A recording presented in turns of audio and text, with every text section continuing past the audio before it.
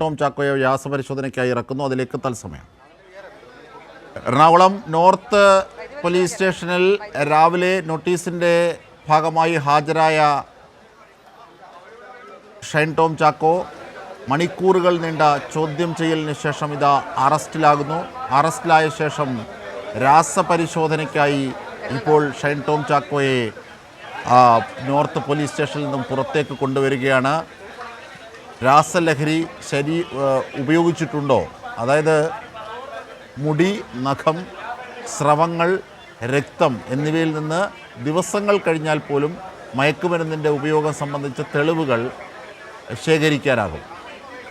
അതിൻ്റെ അടിസ്ഥാനത്തിലാണ് ഷൈൻ ടോം ചാക്കോ ലഹരി ഉപയോഗിച്ചിട്ടുണ്ടോ എന്നുള്ളത് ബോധ്യമാക്കാനുള്ള രാസപരിശോധനയാണ് നടത്താൻ പോകുന്നത്. അതിനായിട്ടാണ് നോർത്ത് പോലീസ് സ്റ്റേഷനിൽ നിന്നും ഷൈൻ ടോം ചാക്കോയെ ജനറൽ ആശുപത്രിയിലേക്ക് കൊണ്ടുപോകുന്നത്. അതിനായി ഇതാ നോർത്ത് പോലീസ് സ്റ്റേഷൻ്റെ വാതിൽ ഇപ്പോൾ അല്പസമയത്തിനകം ഇപ്പോൾ ഇറക്കുകയാണ്. ഷൈൻ ടോം ചാക്കോയെ ഇതാ നോർത്ത് പോലീസ് സ്റ്റേഷനിൽ നിന്നും ജനറൽ ആശുപത്രിയിലേക്ക് കൊണ്ടുപോവുകയാണ്. അതിൻ്റെ തത്സമയ ദൃശ്യങ്ങളാണ് നോർത്ത് പോലീസ് സ്റ്റേഷന് മുന്നിൽ നിന്നും നമ്മൾ നൽകിക്കൊണ്ടിരിക്കുന്നത്.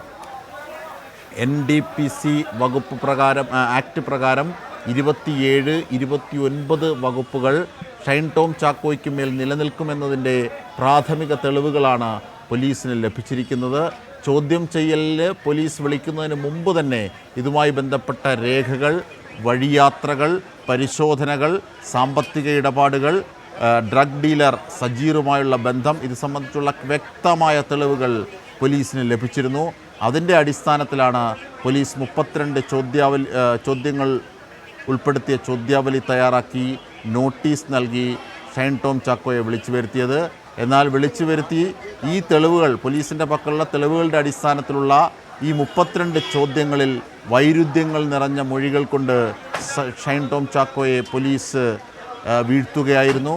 അങ്ങനെയുള്ള ഒരു പശ്ചാത്തലത്തിലാണ് ഷൈൻ ടോം ചാക്കോയ്ക്ക് കൃത്യമായി തൻ്റെ വാദങ്ങൾ നിരത്താനാകുന്നില്ല, അതിൽ വൈരുദ്ധ്യങ്ങളുണ്ടാകുന്നു. സ്വാഭാവികമായും പോലീസിന് ലഭിച്ച തെളിവുകളുടെ അടിസ്ഥാനത്തിൽ NDPS ആക്ടിലെ 27, 29 എന്നീ വകുപ്പുകൾ നിലനിൽക്കുമെന്ന് പോലീസിന് ബോധ്യമാകുന്നു. കാരണം മൊഴികളിലാകെ വൈരുദ്ധ്യമായിരുന്നു. കൃത്യമായി ഉത്തരം നൽകാനും ചോദ്യങ്ങൾക്ക് കൃത്യമായി ഉത്തരം നൽകാനും ഷൈൻ ടോം ചാക്കോയ്ക്ക് ആയില്ല. ഇതിൻ്റെ അടിസ്ഥാനത്തിൽ ഇതാ നടൻ ഷൈൻ ടോം ചാക്കോയെ അറസ്റ്റ് ചെയ്യുന്നു. ഇനി ഇപ്പോൾ വൈദ്യപരിശോധനയാണ്. വൈദ്യപരിശോധനയ്ക്ക് ശേഷം മജിസ്ട്രേറ്റിന് മുന്നിൽ ഹാജരാക്കുന്ന നടപടികളാണ് ഉണ്ടാവുക.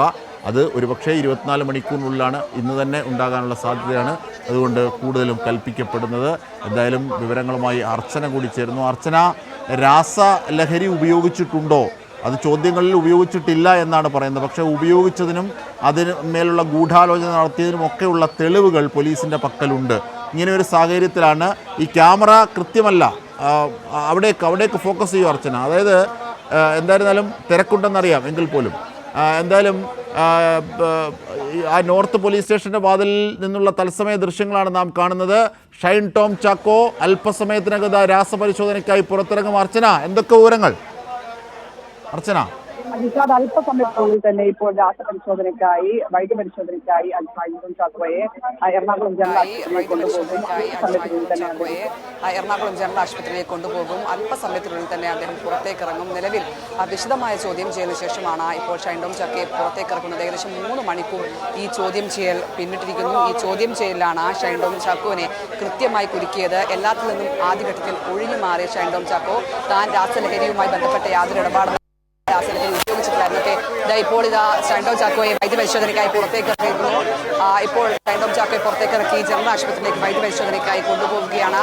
പ്രധാനമായും ലഹരി ഉപയോഗിച്ചിട്ടുള്ള അടക്കമുള്ള പരിശോധനകൾ ഇതുമായി ബന്ധപ്പെട്ട് നടക്കും. അതിനായി രക്തസാമ്പിളുകൾ ശേഖരിച്ച് ആ പരിശോധന നടക്കും. ഇപ്പോൾ വലിയ രീതിയിലുള്ള സുരക്ഷാ ക്രമീകരണങ്ങളോടുകൂടിയാണ് ഇപ്പോൾ ഷൈൻ ടോം ചാക്കോയെ ജനറൽ ആശുപത്രിയിലേക്ക് കൊണ്ടുപോകുന്നത്. ഇപ്പോൾ വാഹനം ഇവിടെ നിന്നും ജനറൽ ആശുപത്രിയിലേക്ക് പുറപ്പെട്ടിട്ടുണ്ട്.